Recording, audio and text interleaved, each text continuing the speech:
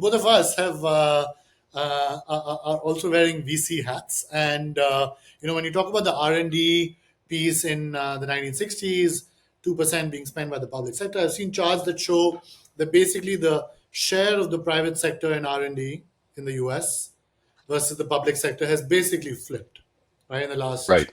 60 years or so, where the government was maybe doing about 70 odd percent of the total R&D in the US in, let's say, the 1960s. Today, it's the private sector that's doing 70-ish percent. The Right. government's share has come down significantly, which, as you point out, is, let's say, maybe less than 1% of GDP. So it's clear that the private sector is doing a bulk of the R&D. I would say, while I don't know the exact numbers, I'm assuming that some of the larger tech firms are doing the bulk of that private sector R&D as well, Right. Google's and the Metas of the world.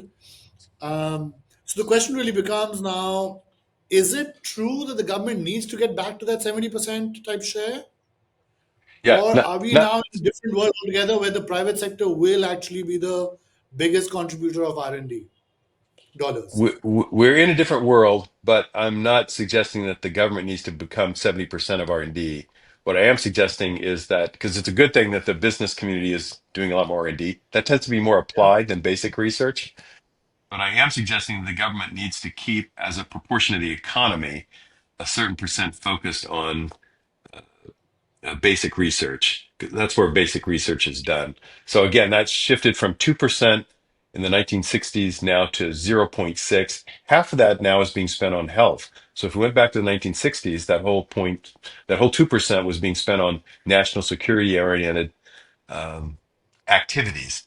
Now half of it's being spent on health. I think after the pandemic, no one would argue with that. We want a certain amount spent on health, national institutes of health, et cetera. But for that portion that's now national security to have gone from 2% to now 0.3%, we've cut 3%. that too deep. So I would argue that we need to be thinking more about 1 to 2% again rather than zero point 0.6.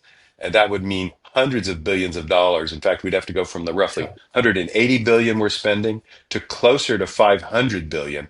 Now, this was outlined earlier in the Frontiers Act that was a predecessor of the CHIPS Act. Even in the CHIPS Act, there was a lot of money that was being envisioned or authorized for the National Science Foundation. That money was completely cut out when the Congress came around to allocating money, and of course it went to the CHIPS Act, um, and to the tune of some 50 billion. Okay, that's a significant amount, but it's a drop in the bucket compared to what we need to be spending on basic research. And if we want a semiconductor industry that's basically in the US again, that wouldn't even do it.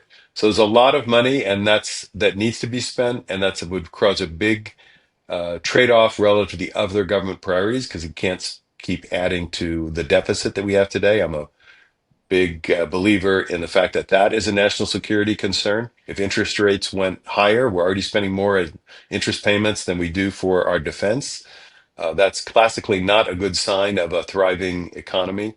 So that needs to be addressed as well. But it just means those trade-offs are going to be harder with the social programs that we all have come to love, where we need to be thinking we need that there needs to be a trade-off so that we're investing in our future 20, 30, 40 years from now, as opposed to just the current transfer payments that are being enabled by the federal government. That's some of the hard work that needs to be done.